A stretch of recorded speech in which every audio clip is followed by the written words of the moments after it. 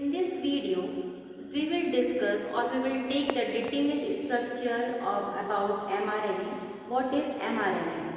But before discussing about the detailed structure, we should take some brief points about RNA. What is RNA? We must know that. Okay.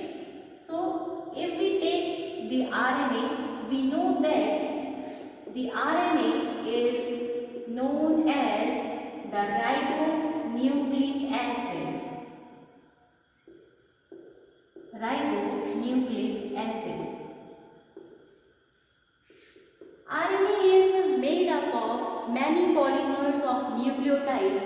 There are many polymers. RNA is made up of polymers of nucleotides. There are many nucleotides. By adding one by one nucleotide, then if we add the another nucleotide, then we get a chain of nucleotides. That's why we say that the RNA is made up of polymers of nucleotides. And if we talk about the structure of nucleotides or how the nucleotides are being made, so the nucleotides are being made up of three main components. First one is the pentose sugar, or we can say it as the ribose sugar also. Ribose sugar. After pentose sugar, the nitrogen bases. Nitrogen bases. We know that there are two types of nitrogen bases mainly. The purines and the pyrimidines. The two types of nitrogen bases are the purines and the pyrimidines. There are mainly two purines known as the adenine and the guanine. We take the short form of the adenine and guanine as A and G. There are mainly three types of pyrimidines, but in the structure of RNA there are mainly, or we can say that there are two types of pyrimidines known as the U and the C. U is known as the uracil and C is known as the cytosine. U is present in this RNA structure, but if we talk about DNA, the deoxyribonucleic acid, in presence or in place of U or the uracil, there is another component which is the thymine, by which we denote by the letter T. The thymine is present in DNA and the uracil is present in RNA. This is the structure of the nucleotide, or we can say the nucleotide is made up of three main components. One component is left. First one is the pentose sugar. We can say it as a ribose sugar also. Second one is the nitrogen bases. The nitrogen bases are mainly of two types, the purines and the pyrimidines. Purines are mainly A and G, and the pyrimidines are U and C, which is known as the uracil and the cytosine. And after nitrogen bases, a phosphoric acid is also present in the structure of nucleotides. So we will write here the phosphoric acid. These are the three main components by which the nucleotide is being made up of. If we take the structure of the nucleotide, here is the structure. This is the main structure of nucleotide, or we can say that the chemical composition by which the nucleotides are being made up of. So, this is the position number 1. We can label these positions as 1, 2, 3, 4, and on the 4th position is attached another 5 carbon. So these positions denote the carbon which is present at the position number 1, the first carbon, the second carbon, third carbon, fourth carbon, and the fifth carbon. So these are the positions in which the carbons are being attached. But if we talk about this first position, to this first position, or we can say that to this first carbon attached the nitrogen base. Okay, nitrogen base can be any or the purines or the pyrimidines, adenine, guanine, uracil and the cytosine. So here it is attached the nitrogen base. At carbon number 2, there is present the hydroxyl group which is denoted by H, and also present the functional group which is known as the OH. At carbon number 3 also hydroxyl group is present and the functional group is also present. If we talk about the fifth carbon is attached the phosphorus, or we can say that the phosphoric acid. Okay, this is the fifth carbon. These attachments of the carbon and the nitrogen and the carbon and the phosphorus. Okay, there are some bonds which make these attachments. So the bond which is formed between the carbon and the nitrogen base is known as the glycosidic bond. Glycosidic bond.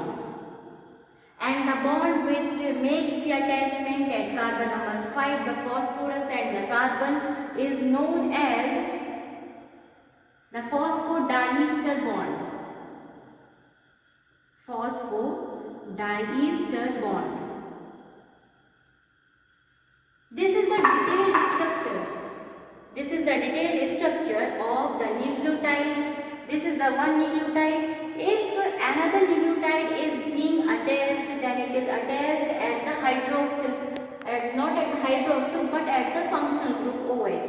The new nucleotide will come and will attach at this position, or at this position in which the hydroxyl group or the OH, the functional group is present. The difference between DNA and RNA on the basis of nucleotides is that at carbon number 2,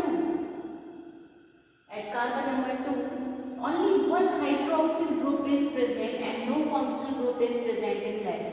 But if we talk about the nucleotide structure of RNA, both the hydroxyl groups are present and both the functional group are present at carbon number 2 and at the carbon number 3. So this is the difference which is based upon the nucleotide structure of DNA and RNA.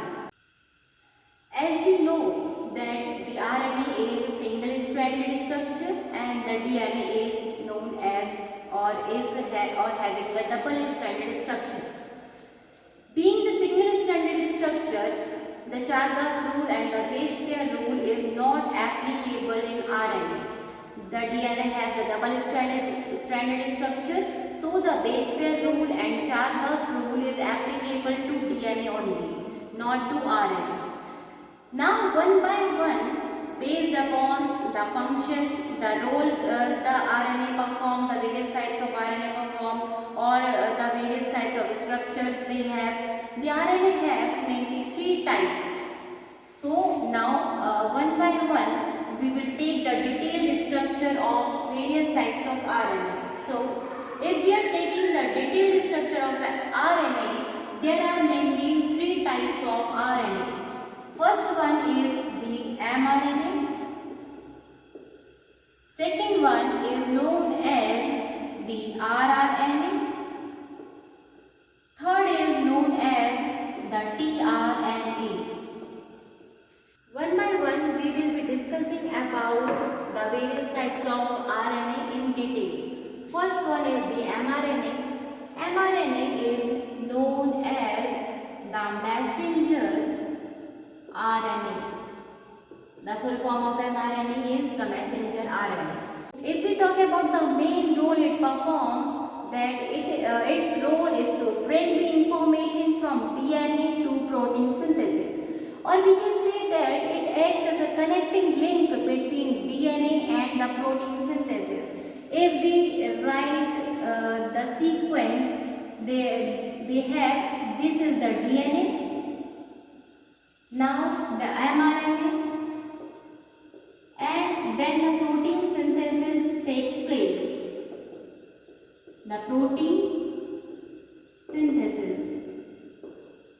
This is the sequential sequential manner in which the mRNA is being synthesized and the protein synthesis takes place. So in middle there is the mRNA. So the mRNA acts as a connecting link between DNA and the protein synthesis. This is the brief introduction of mRNA. Now if we take rRNA, rRNA is known as the ribosomal RNA. Ribosomal RNA. RNA is a ribosomal RNA. The main function or the role the rRNA performs is that it is attached with proteins to form the ribosome structure, and this helps in protein synthesis. So we can say, the overall view we can say that it forms the ribosome structure and helps in protein synthesis. This is known as the rRNA. The third one and the last one is the tRNA. The tRNA is known as the transfer RNA. As the name suggests, the transfer. It transfers or transports the amino acid from the cytoplasm to the site where protein is to be synthesized. If we talk about the structure of RNA, the structure of RNA has one binding site in which the amino acids are being attached, and it transports that amino acid from the cytoplasm where the protein is to be synthesized. This is the main, or we can say that this is the brief introduction about RNA, the three types of RNA, mRNA, rRNA and the tRNA, based upon the structure and the function they perform. Now one by one we will take the detailed structure of various types of RNA. First one is the mRNA, known as the messenger RNA. The concept of this mRNA is given by the scientist known as the Jacob and Monod in 1961. In 1961, Jacob and Monod are the scientists which gave the main idea or the concept about mRNA, that this type of RNA also exists. Okay, so the Jacob and Monod are the scientists. If we talk about the structure or the concept they gave, was that the DNA has the code and the ribosome is the place where protein is synthesized. So how the message or the code from DNA are coming to ribosomes where they are translated in the form of proteins. Jacob and Monod, the two scientists, they said that there is a molecule which is synthesized on DNA, and that brings all the information from DNA for protein synthesis. So if we write down here the idea of a molecule is the mRNA. Okay. The idea of the molecule which the Jacob and Monod gave was the mRNA, and it has to be synthesized, or the information from where it has to come is the DNA.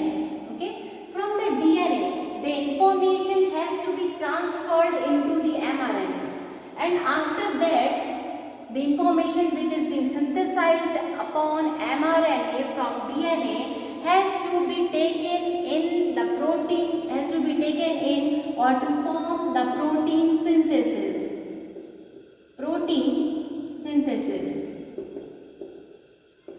If we talk about that how the information from DNA to mRNA is being synthesized or being transferred, this process is known as the transcription, and that information which is coded in the mRNA from the DNA, and from this mRNA the protein synthesis takes place. If we take the sequence like this, DNA, then the mRNA comes, and after this mRNA, the protein synthesis or the synthesis of protein takes place.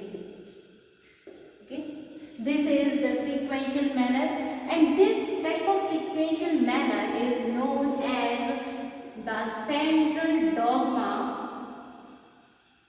The central dogma of biology. The central dogma of biology tells us that the information which is being transferred from DNA to mRNA or which is being coded in the mRNA from DNA, this process is known as the transcription.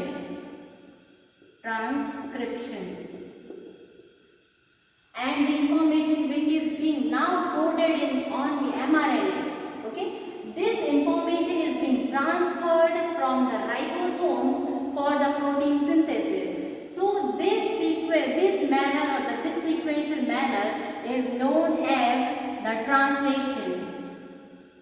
This is known as the translation.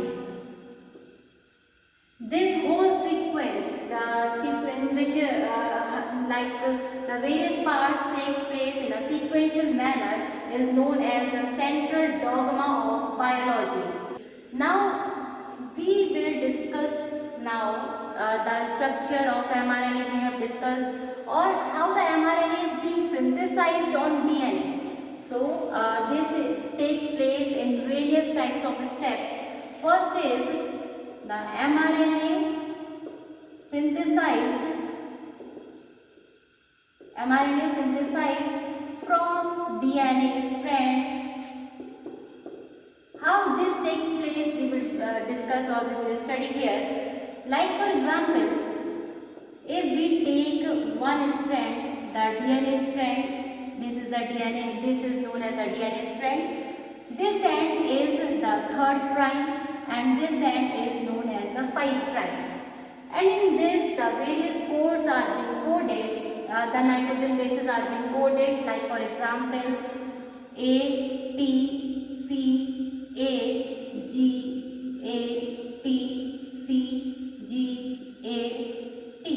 Like this the nitrogen bases are being coded. The nitrogen bases are the purines and the pyrimidines, as we have discussed earlier. If we take another strand, say this is the another strand. If this is the DNA strand, then this end will be the 5' or the 5 prime, and this end will be the 3rd prime or the 3rd'. Okay. If we have taken this DNA strand, then the anti-coding or the coding sequence takes place in just opposite. Like A will code with T and T will code with A. Like we know that A codes or A pairs with T and G pairs with C. So this is the pairing sequence, how the pairing sequence takes place. C pairs with G, A with T, G, C, A, T, T pair with C, C pairs with C pairs with G, and here the T pairs with A, and G pairs with C, A pairs with T, and T pairs with A. So this is a coding sequence how the DNA or the new DNA strand is formed by forming just opposite types of nucleotides, or we can say that the opposite types of the purines and the pyrimidines. But here we have to take the RNA strand in place of DNA strand, because we are taking or we are discussing about the transcription or how the information from the DNA is being transcribed on mRNA. So this is our RNA strand, this is the RNA strand. In this RNA strand, the codes which are being coded on this mRNA strand is just like that of DNA. But in DNA we have paired the adenine with thymine, and like this, adenine with thymine and cytosine with guanine. Like this pairing takes place in DNA. But if we are talking about RNA in place of thymine, or we can say that the thymine is being replaced by uracil, because in RNA this pyrimidine is present, which is known as the uracil. Okay, now we will pair this. A pairs with U, T pairs with, or we can say that the A, C pairs with G, A pairs with U in presence of T or in place of T, G pairs with C, A pairs with U, T pairs with A, C, G, G, C, A, U and T, A. So this is the coding sequence, how the RNA strand is being coded from DNA strand. Now this RNA which is being synthesized is our new RNA, or we can say that this synthesized RNA is the mRNA, which is being synthesized or being coded, or the information is being coded on this strand from the DNA strand. So this RNA, if we draw this strand, this takes place, or this takes place in a sequential manner like this. So this strand is our mRNA strand, which is known as the hnRNA, heteronuclear RNA. hnRNA is known as the heteronuclear RNA. I will write it down here. Heteronuclear RNA. This is our newly synthesized RNA. If we are talking about this newly synthesized RNA, this RNA has various parts, or this RNA is divided into two main components. Like this, it is divided into the main component. It has exons and introns placed in it. If we talk about the exons and introns, here the exons are known as the coding parts, or these are the coding parts which are known as the exons. And after exons, introns also occur. These are the introns. Introns are the non-coding parts. Introns are the non-coding parts. As we know that the coding parts and the non-coding parts are already there in this DNA template. And if the RNA is being synthesized from DNA, then this RNA will also contain the exons and the introns, or we can say that it also has both the types of coding parts, the coding parts and the non-coding parts. As the newly synthesized mRNA strand has both the parts, the coding parts and the non-coding parts. Exons and introns, the coding parts and the non-coding parts, are also known as the euchromatin, and the heterochromatin.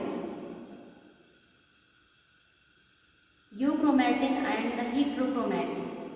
If we talk about the coding parts, then the coding parts like this, we just divide these coding parts.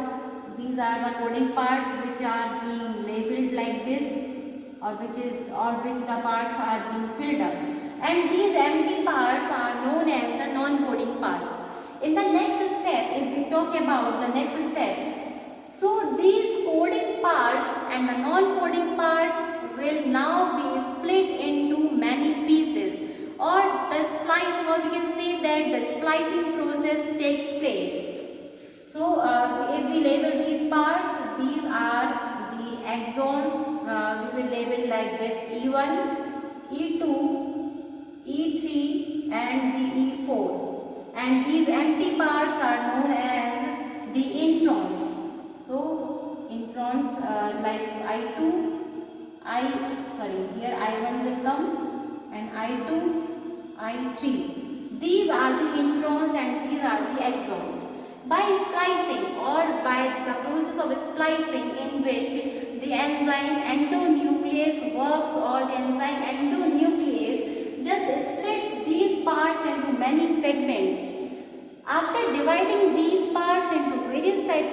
segments, we take these axons part. As we take the axons part because these are the coding parts, and these coding parts code for various types of amino acids.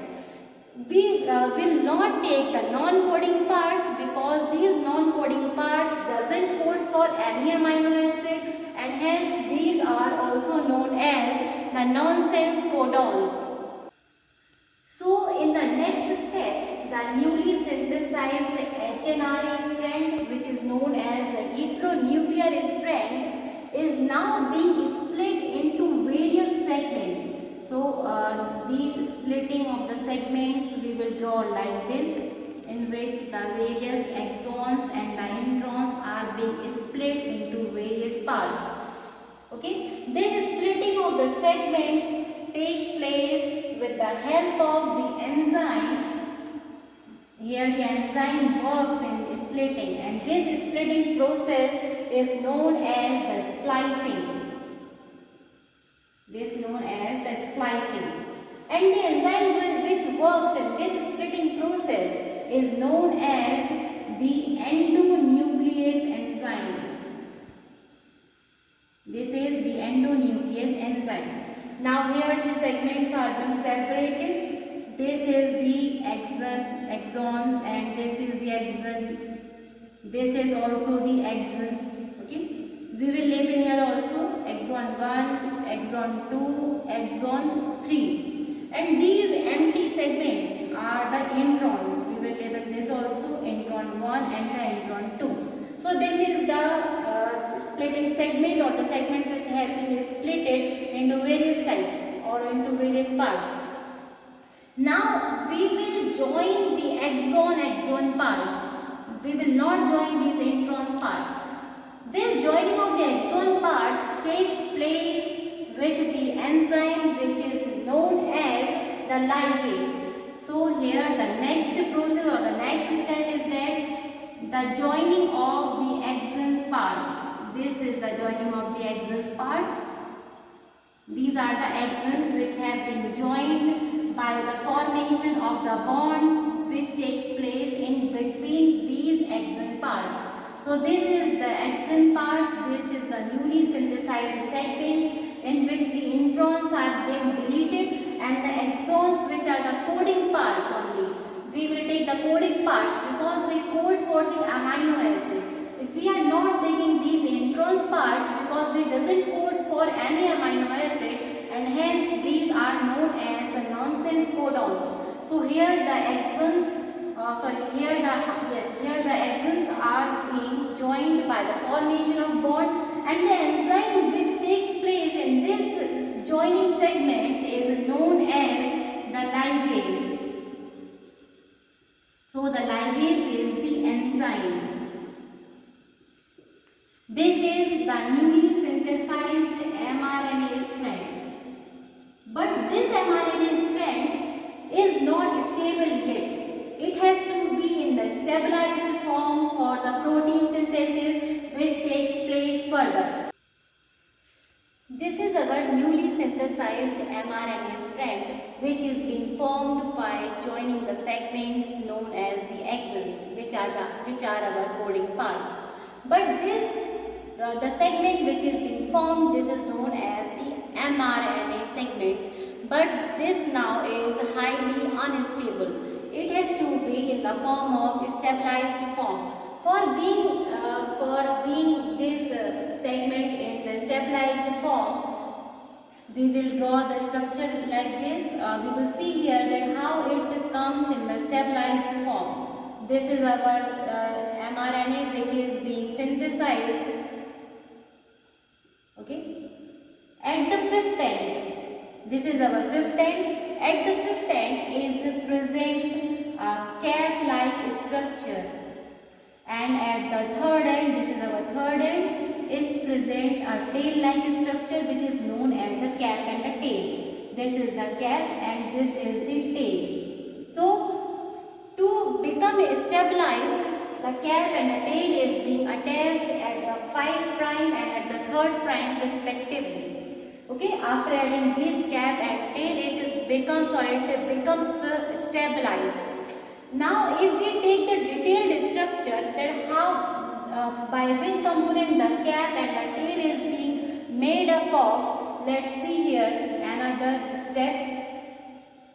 This is our newly synthesized mRNA, and this is the cap, which is at the 5 prime, and this is our tail, which is at the 3rd prime. Remember this, that at the 5 prime the cap is attached and at the 3rd prime the tail is attached. This is the cap and this is the tail.